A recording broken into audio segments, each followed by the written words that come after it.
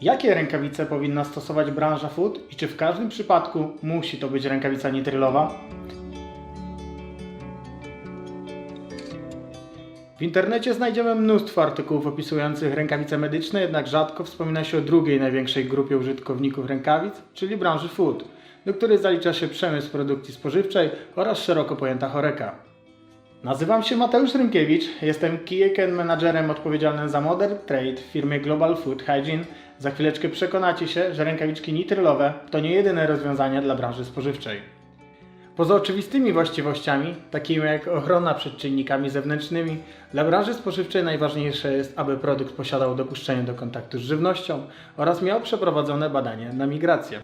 Istotne jest, aby rękawice były bezzapachowe, bezpudrowe, czyli nie zawierały talku oraz były w kolorze niebiesko-fioletowym. Między innymi dla lepszej identyfikacji w przypadku, gdy niechciana część rękawic trafi do produktu lub posiłku. Pozostaje pytanie, czy rękawice nitrylowe możemy zmienić? Oczywiście, zaczynając od początku w tej tak zwanej hierarchii rękawic, zarówno pod względem ceny, jak i ochrony, mamy rękawice foliowe. Zrywki stosowane powinny być w miejscach krótkotrwałego kontaktu z produktem oraz niewymagającego precyzji stanowiska pracy. Zastosowanie ich na stacjach benzynowych dla osób tankujących oraz udostępnione na ladach piekarniczych jest zasadne, jednak tu ich możliwości niestety się kończą.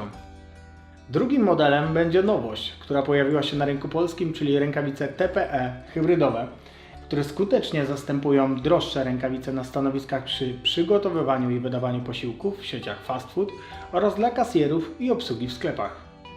Rękawice hybrydowe wystarczająco przylegają do dłoni, oferując większą manualność niż w przypadku wcześniej wspomnianych rękawic foliowych.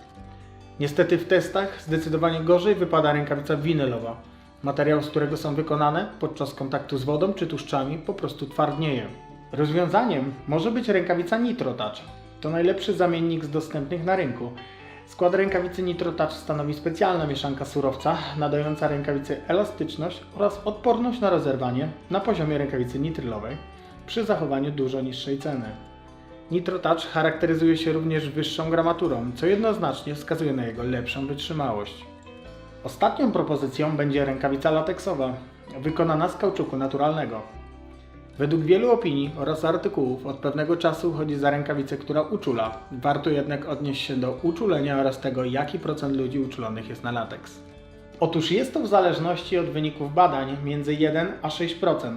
Dlatego uważamy, że to rozwiązanie powinno sprawdzić się wszędzie tam, gdzie podział stref i rękawic jest możliwy, oferując tylko uczulonym pracownikom inne rękawice, pozostałą część zaopatrując we wspomniany lateks. Przedstawiliśmy pokrótce wszystkie obecnie dostępne zamienniki. Wybierając rękawice należy jednak pamiętać, że te nie są produktem uniwersalnym, a bezpieczeństwo użytkownika zależy od dopasowania ich do rodzaju wykonywanej pracy. Rękawice poleca się do większości prac kontaktowych. Od zawsze większe zaufanie budzi w nas restauracja, w której posiłek przygotowywany i wydawany jest w rękawicy jednorazowej. Zapraszamy do subskrybowania naszego kanału. Już wkrótce kolejny film, w którym opowiemy o istotnych elementach rękawicy metalowej.